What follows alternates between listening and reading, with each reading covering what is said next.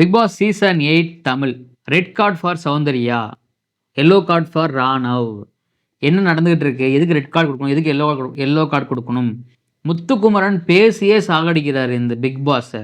Big பாஸே வெறுப்பாகி, என்னடா இது பேசிக்கிட்டே இருக்கீங்க, மக்கள்லாம் எப்படா பார்ப்பாங்க அப்படின்னு கேள்வி கேட்குற அளவுக்கு ஆயிடுச்சு. அருண் வந்து பிரச்சனையை மூட்டி விட்டு வேடிக்கை பார்க்குறாரு. விஜய் சேதுபதி வீக்கெண்டில் அவர் சப்போர்ட் பண்ண மாட்டார், தீபக் தான் சப்போர்ட் பண்ணுவார் விஜய் சேதுபதி. வீக்கெண்டில் எல்லாம் நடக்கிறது எல்லாமே வந்து பார்த்தீங்கன்னா ட்ராமா அப்படின்னு அருண் சொல்கிற குற்றச்சாட்டுகள். பிக் பாஸ் ரொம்ப தீ பிடிக்க போய்கிட்டு இருக்கு. என்ன தான் அப்படி தீ பிடிக்குது? உள்ளே போய் பார்த்துடலாம் வாங்க. Welcome to the channel. நான் உங்கள் விஷால் சரவணன். வாங்க வீடியோக்குள்ளே போகலாம்.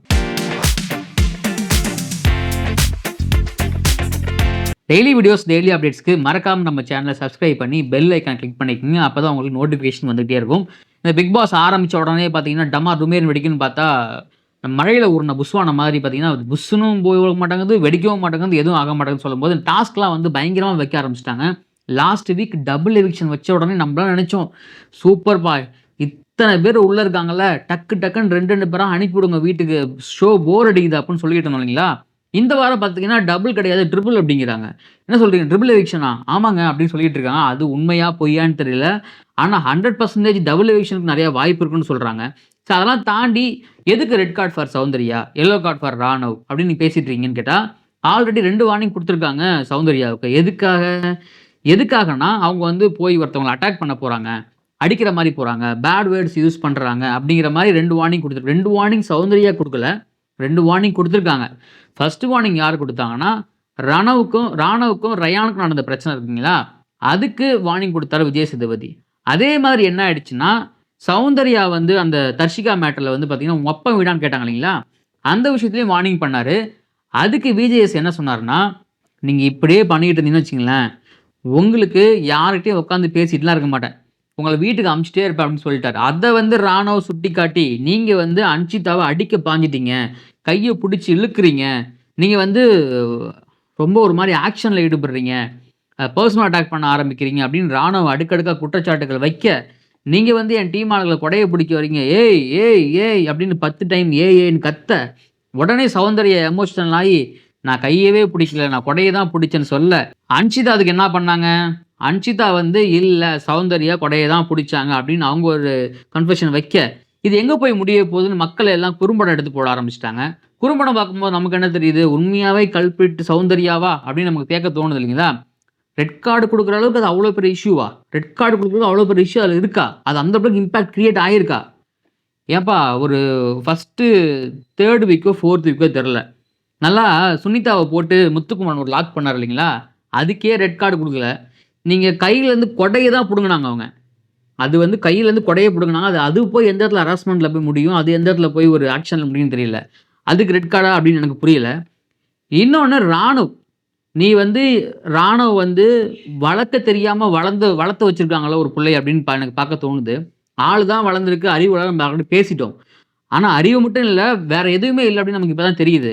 நீங்கள் பார்த்து ஒரு அங்கே இருக்காங்க போய், இவனெலாம் யாருக்கும் சமைச்சு போட முடியாது, மேனேஜர்லாம் எவனுக்கும் சோறு கிடையாது, எவனும் சமைக்காதீங்கடா, ஏய்ன்னு 100 டைம் ஏன்னா சொல்லுவாங்க. நம்மளை பார்த்து ஒருத்தன் ஏன்னு சொன்னால் நமக்கு எவ்வளோ கோவம் வரும். அப்போது மேனேஜராக உள்ள ஒருத்தன் இருக்காங்களே, ஸோ நீங்கள் வந்து ஒர்க்கர்ஸ், அங்கே இருக்கிறது மேனேஜர்ஸு, நீங்கள் மேனேஜர்ஸ் பார்த்து ஏன்னு சொல்லும்போது கோவம் வரத்தானே செய்யும். ஸோ மஞ்சரி கையை தட்டி விட்டாங்க தான். நீ கையை கிட்ட கொண்டு போன இடம் எந்த இடம், அதெல்லாம் நீ பார்க்கணுமா இல்லையா? அப்போது மஞ்சரி கையை தட்டி விட்டாங்க தான். அதை உடனே அந்த க்ளோஸ்அப்பையும் எடுத்து போட்டு, இந்த பக்கம் சௌந்தர்யா வந்து பார்த்தீங்கன்னா அன்ஷிதா கையை ஹோல்ட் பண்ணியிருக்காங்க, கையை பிடிச்சி இப்படி இழுக்கிறாங்க. அதையும் எடுத்து போட்டு பார்த்தீங்களா, மெயின் கல்பிரிட் இவங்களுக்கு தான் ரெட் கார்டு கொடுக்கணும். ரெட் கார்டு கொடுக்குற அளவுக்கு ஒன்றும் அது பெரிய மேட்ரு கிடையாது. அந்த அளவுக்கு ஒன்றும் அங்கே கிழிக்கிறது அங்கே ஒன்றும் கிடையாது. ஃபேக்டாக சொல்லப்போனால் அதான் உண்மை. அந்த இஷ்யூ வந்து நீங்கள் இவ்வளோ தூரம் சௌந்தர்யா மேலே இருக்கிற வன்மத்தில் நிறைய பேர் இங்கே கக்கிட்டு இருக்கீங்க. நான் நல்லா யோசிச்சு பாருங்கள். சௌந்தர்யாவுக்கு வந்து சப்போர்ட்டாக பேசணும்னு எந்த அவசியமும் கிடையாது. அதேமாதிரி முத்துக்குமரனுக்கு ஆப்போசிட்டாக பேசணும் எந்த அவசியமும் கிடையாது. ஷோவை பார்க்குறோம், எல்லாருமே ஷோவை பார்க்குறாங்க. ஒரு சில பேர் என்ன பண்ணுறாங்கன்னா, சோஷியல் மீடியாவில் வச்சு எல்லா வீடியோவையும் பார்த்துறது, அந்த கிளிப்ஸை மட்டும் பார்த்துட்டு 30 செகண்ட்ஸ் கிளிப்ஸு, 60 செகண்ட் கிளிப்ஸு, இதை மட்டும் பார்த்துட்டு ஆமாம் இவன் தப்பு பண்ணிட்டான், முன்னாடி நடந்ததையும் பார்க்குறதில்ல, பின்னாடி நடந்ததையும் பார்க்குறதில்ல, என்ன கான்வர்சேஷனையும் கேட்குறதில்ல, என்ன கேமு என்ன மேட்ச்னே தெரியாமல் உள்ள வந்து சண்டை போட்டுட்ருக்காங்க. உங்களுக்கு ஒருத்தவங்க பிடிக்குது தான், நான் இல்லைன்னு சொல்லலை, பிடிச்சவங்க தப்பு பண்ணால் ஏற்றுக்க மாட்டாங்க. ஆனால் தப்பு பண்றாங்க, மக்கள் பார்க்குறாங்க. அப்படி இருக்கும் ஆதாரம் இருக்கும்போது அத யாரும் எதுவும் பண்ண முடியாது. அத முதல்ல புரிஞ்சுக்கங்க மக்கள் பார்க்குற மக்கள். ஒரு என்டர்டெயின்மென்ட்டா பாருங்க. இந்த கேமோட ஸ்பாயிலர் வந்து யாருன்னா முத்துக்குமரன் அப்படின்னு சொல்றது உண்மையா? முத்துக்குமரன பெர்சனலா எனக்கு ரொம்ப பிடிக்கும். பெர்சனலானா அவர் வந்து இந்த பிக் பாஸ்க்கு வரதுக்கு முன்னாடியே பார்த்தீங்கன்னா, நெறைய இன்டர்வியூஸ் எடுத்திருக்காரு அவரு. விஜய் டிவில அந்த தமிழா அந்த ஷோக்கு முன்னாடியே எனக்கு முத்துக்குமரன வந்து பார்த்துருக்கேன் நானு. பார்த்துருக்கேன்னா, நம்ம யூடியூப் சேனல்ல பார்த்துருக்கோம். ஆனா, இங்க வந்து பேசுறது வந்து எப்படி இருக்குன்னு பார்த்தீங்கன்னா, ஒரு பேசுறதால ஒரு விஷயத்த வந்து போர் அடிக்க வைக்க முடியும் அப்படிங்கிறது இங்க வந்து நிரூபணம் ஆகுதுன்னு நெனைக்கிறேன் நானு. ஏன்னா, ரொம்ப ஒரு ஒரு டிஸ்கஷன் இருக்கலாங்க. ஹெல்த்தி டிஸ்கஷன் கண்டிப்பா தேவை. எல்லா இடத்துலயும் ஹெல்த்தி டிஸ்கஷன் வேணும் தான். அப்பதான் வந்து ஒரு குட் சொல்யூஷன் கிடைக்கும் அப்படிங்கிறது எல்லாத்துக்கும் நிதர்சனமான உண்மை. அதை யாரும் மறுக்கலாம் கிடையாது. இப்ப நீங்களே பார்க்குறீங்க. இப்ப நான் இவ்வளோ நேரம் பேசுறேன். இந்த பேசுற விஷயத்துல உங்களுக்கு இன்ட்ரஸ்டிங்கா இருந்தா தான் பார்ப்பீங்க. இல்லன்னா என்ன பண்ணுவீங்க? ஸ்கிப் பண்ணிட்டு போயிடுவீங்க. அப்படி இல்லனா வீடியோவே பார்க்க மாட்டீங்க. அது வேற விஷயம்.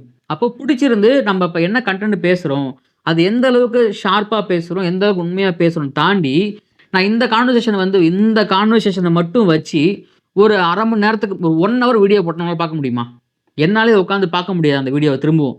அப்படி இருக்கும் பொழுது எல்லாம் 30 செகண்ட் ஷார்ட்ஸ், ரீல்ஸ்ன்னு போயிட்டு இருக்கும் பொழுது, எல்லாத்துக்குமே டிஸ்கஷனா வைக்க முடியும். எல்லாத்துக்குமே டிஸ்கஷன். அந்த டிஸ்கஷன் எல்லாம் ஒவ்வொன்னும் லாங் டிஸ்கஷனா இருக்கு. போர் அடிக்குது. பிக் பாஸ் கூப்பிட்டு சொல்றாரு.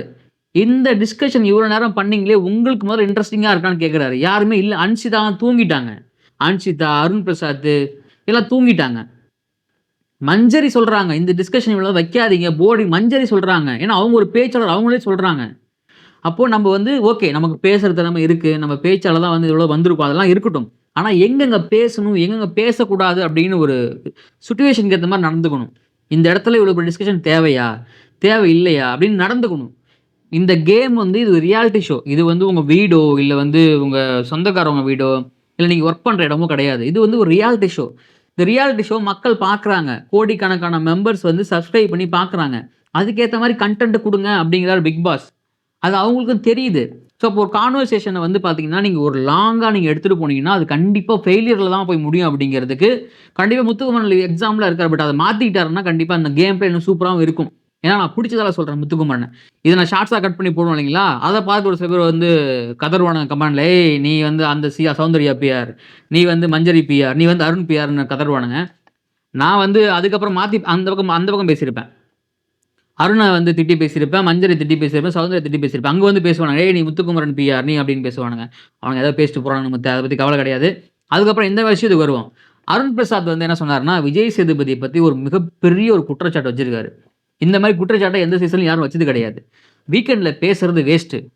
வீக்கெண்ட்ல போய் நம்ம பேசுனோம்னா, தீபக் தான் சப்போர்ட் பண்ணுவாங்க. நம்ம வீக்கெண்ட்ல போய் எடுத்துட்டு போய் கொண்டு போய் எனக்கு நம்பிக்கையே போயிடுச்சு அப்படிங்கிறாரு. என்னங்க இவ்ளோ பெரிய குற்றச்சாட்ட அவ்ளோ அசால்ட்டா எடுத்து வைக்கிறாரு. ஏங்க இது ஒரு ரியாலிட்டி ஷோங்க இது. மக்கள் பார்க்குறாங்கங்க. மக்கள் மட்டும் கிடையாது. உங்களுடைய ஃப்ரெண்டும் பார்க்குறாங்க. யாரு போன சீசன்ல வந்து டைட்டில் வின் பண்ணவங்க. இன்னொன்னு சொல்றாரு. இன்னொரு வார்த்தைய அவர் நேத்து விட்றாரு. என்ன விட்றாருன்னா, வீக்கெண்டுங்கிறீங்களே, வீக்கெண்ட் நாங்கன்னா பயந்துருவோமா? அதுக்கெல்லாம் பயந்து நாங்க ஒண்ணும் கேம் விளையாடல அப்படிங்கிறாரு. அப்ப போன வாரம் விஜய் சேதுபதி என்ன முறைக்கிறீங்களா அருண் அப்படின்னு கேட்டதும் சரி, நீங்க கோவா கேங்ல சேர்ந்துட்டீங்களாமே அப்படின்னு கேட்டதும் அவருக்கு ட்ரிகர் ஆயிடுச்சு. விஜய் சேதுபதி மேல பயங்கர வன்மமா இருக்காரு. நம்ம இப்படிலாம் பேசுறோம்னா, வீக்கெண்ட்ல நம்மள வந்து கூப்பிட்டு வந்து உட்கார வச்சுருவாங்க. நம்மள வந்து எதுவும் கேள்வி கேட்க மாட்டாங்க அப்படின்னு மிகப்பெரிய ஒரு கான்ஃபிடென்ட்டா பேசிட்டு இருக்காரு. ஆனா, அருண் பிரசாத் வைக்கிறது மிகப்பெரிய குற்றச்சாட்டு. வீக்கெண்ட்ல விஜய் சேதுபதி தீபக் மட்டும் தான் சப்போர்ட் பண்றாரு. அருணுக்கு சப்போர்ட் பண்ணாம பேசுறாருங்கிறது உண்மை கிடையாது. விஜய் சேதுபதி நடக்கிற பிரச்சனைய எடுத்து பேசுறாரு. போன வாரம் சௌந்தர்யா புள்ளி கேங்க திட்டிட்டு இருந்தாரு. அதுக்கு முன்னாடி மஞ்சரிய திட்டினாரு. அதுக்கு முன்னாடி யாரு தப்பு பண்ணாலும் அவங்களும் திட்டுனாரு. இதுக்கப்புறம் யாரு தப்பு பண்ணாலும் அவங்களும் திட்ட போறாரு. இதுதான் அவர் பண்றாரு. பட் அவர் பண்ற அந்த அந்த ஷோ வந்து பார்த்தீங்கன்னா, போர் அடிக்கும் பொழுது ஒரு விஷயத்த வந்து திருப்ப பண்ணும்போது போர் அடிக்குது. அப்ப நம்ம திட்டுறோம். இதான் நடக்குது. அத விட்டு அவருக்கு வந்து இவங்க பயாஸா பண்றாரு, அவங்களும் பயாஸா பண்றாரு அப்படிங்கிறது வந்து பார்த்தீங்கன்னா, அருண் பிரசாத் தான் மேல இருக்கிற குற்றச்சாட்ட, தான் மேல இருக்கிற தப்ப மறைக்கிறதுக்கு பயங்கரமா பாடுபடுறாரு. இந்த விஷயத்த அப்படியே ஹோல்ட் பண்ணி வச்சுக்கிட்டு, இந்த சண்டை நடந்துச்சுங்களா? ராணவுக்கும், சௌந்தர்யாவுக்கும், அன்ஷிதா சண்டை நடந்துச்சுங்களா? இந்த சண்டையில வந்து யார் தப்பு, யார் ரைட் அப்படிங்கிறத அதுக்கு தனியா வீடியோ போடணும். அந்த தனியா வீடியோ போடும்போது தான் நமக்கு நல்லா தெரியும். யார் தனியா தப்பு பண்ணியிருக்கா அப்படின்னு சொல்லிட்டு, அத நம்ம தனியா டிஸ்கஷன் வச்சுக்கலாம். அந்த வீடியோ வேணும்னா கமெண்ட்ல பதிவு பண்ணுங்க. அந்த வீடியோ நான் கண்டிப்பா போடுறேன். நீங்க கேட்டா மட்டும் தான் நான் போடுவேன் நானு. இந்த விஷயத்துல வந்து இங்க ஒரு பிரச்சனை நடக்குது. ராணுவ வந்து பயங்கரமா வாய்ஸ் அவுட் பண்றாரு. ஏன்னு கத்துறாரு. எல்லாரும் இங்க இருக்காங்க. ஆனா தனியா ஒரு ஆள் அங்க நின்னு வேடிக்கை பார்த்துட்டு இருக்காரு. யாரு? அருண் பிரசாத். அப்போ நீங்க வந்து உங்களுக்கு கன்டென்ட் வேணும். உங்களுக்கு வந்து ஏதாவது அந்த இடத்துல உங்களுக்கு ஸ்கோர் பண்ணணும் அப்டின்னா, நீங்க வந்து உள்ள வந்து பேசுவீங்க. ஏதோ ஒரு பிரச்சனை நடக்குது. அந்த பிரச்சனை நம்ம போய் சால்வ் பண்ணணும் அப்டிங்கிற அந்த எண்ணம் உங்களுக்கு கிடையாது. அப்படி யாராவது பண்ணீங்கன்னா, அவங்கள மார்க்கிங் பண்ணுவீங்க. இது என்னங்க நியாயம் இது? எந்த விதத்திலயுமே நியாயம் கிடையாதுங்க இது. பார்க்குற உங்களுக்கு தெரியுது. எனக்கு தெரியுது. எல்லாத்துக்குமே தெரியுது இது. ஆனா யாருமே கேட்க மாட்றாங்க. நீங்க தனியா உட்கார்ந்து நீங்க நின்னு பார்க்குறீங்க தனியா நின்னு. என்ன நடக்குது அப்டிங்கிறத. ஆனா அத நீங்க வந்து அப்படியே டேக் இட் ஈஸியா எடுத்துட்டு போயிடுறீங்க. ஆனா உங்களுக்கு ஒரு பிரச்சனை வரும்போதோ, நம்ம ஸ்கோர் பண்ணணும் அப்படிங்கும்போது, அத நீங்க வந்து அப்படியே தவிர்த்துலாம் விட்டு போயிட்டே இருக்கீங்க. இந்த வீக்கெண்ட்ல விஜய் சேதுபதி ட்ரிபிள் எவிக்ஷன் பண்ண போறாரு. இல்ல டபுள் எவிக்ஷன் பண்ண போறாரு அப்படின்னு பேசிட்டு இருக்காங்க. ட்ரிபிள் எவிக்ஷனோ, டபுள் எவிக்ஷனோ அது வேற விஷயம். ஆனா யார் எவிக்ட் ஆக போறாங்க அப்படிங்கிறதுல நமக்கு ஒரு தெளிவு இருக்கு. முக்கியமா நம்ம சத்யா, தர்ஷிகா இந்த 2 பேர்ல கண்டிப்பா 2 டபுள் எவிக்ஷன் வச்சா 2 பேரும் போறாங்க. சிங்கிள் எவிக்ஷன் வச்சா கண்டிப்பா சத்யா போக போறாரு அப்படிங்கிறத மக்கள் எல்லாம் நிதர்சனமா நம்பிக்கிட்டு இருக்காங்க. ஆனா அருண் பிரசாத் இப்படியே பண்ணிக்கிட்டு இருந்தாருன்னா, வீக்கெண்ட்ல ட்விஸ்ட் வச்சு அருண் பிரசாத்த வெளிய அனுப்புறதுக்கு நெறைய வாய்ப்புகள் இருக்கு. இந்த ஷோவ பார்த்தோம் இல்லைங்களா? இந்த டாஸ்க்கு இந்த தொழிலாளர்கள் டாஸ்க்கும், இந்த மேனேஜர் டாஸ்க்கும் பார்த்தீங்கன்னா, இந்த அளவுக்கு போரா ஒரு என்டர்டெயின்மென்ட்டே இல்லாம ஒரு கான்செப்ட்டே கன்டென்ட்டே இல்லாம கொண்டு போக முடியும்னா, அது இப்ப இருக்கிற பிக் பாஸ் இந்த கண்டஸ்டன்ட் அப்படின்னு நமக்கு நல்லாவே தெரியுது. எந்த அளவுக்கு டாஸ்க் குடுத்தாலும் பெர்ஃபார்மன்ஸ் பண்றதுக்கு ஸ்கோப் இருந்தாலுமே, கன்டென்ட் கிரியேட் பண்றதுக்கு வழி இருந்தாலுமே, இவங்க ஏதோ வந்து இவங்க மனசுக்குள்ள வந்து ஏதோ ஒரு உணர்வு இருந்துகிட்டே இருக்கு. சுத்தி கேமரா இருக்கு. நம்ம நடிச்சுக்கணும் அப்படிங்கிறது. நான் ஏற்கனவே சொல்லியிருந்தேன். ஒரு 30 நாள்லயே சொல்லியிருந்தேன். எல்லாருமே சீரியல் ஆர்டிஸ்ட்டா கொண்டு போய் உள்ள வச்சுட்டீங்க. சீரியல்ல நடிக்கிற மாரி எல்லாத்துக்கும் அந்த கேமரா கான்ஷியஸ் வந்துருச்சு. சுத்தி கேமரா இருக்கு. நம்ம ஆக்ட் பண்ணணும் அப்படின்னு நடிச்சிட்டு இருக்காங்க. அத தாண்டி அவங்களுடைய ஒரிஜினாலிட்டி வெளிய வர மாட்டேங்குது அப்படிங்கிறது உண்ம. அப்படி ஒரிஜினாலிட்டி வெளிய வர 1, 2 பேத்தையும் வச்சு செஞ்சுடுறாங்க. வீக்கெண்ட்லயும் சரி, வீக் டேஸ்லயும் சரி. ஸோ இப்படிலாம் போகும்போது எப்படி இந்த ஷோ வந்து இன்ட்ரஸ்டிங்கா கொண்டு போக முடியும்? இது ஒரு ரியாலிட்டி ஷோ.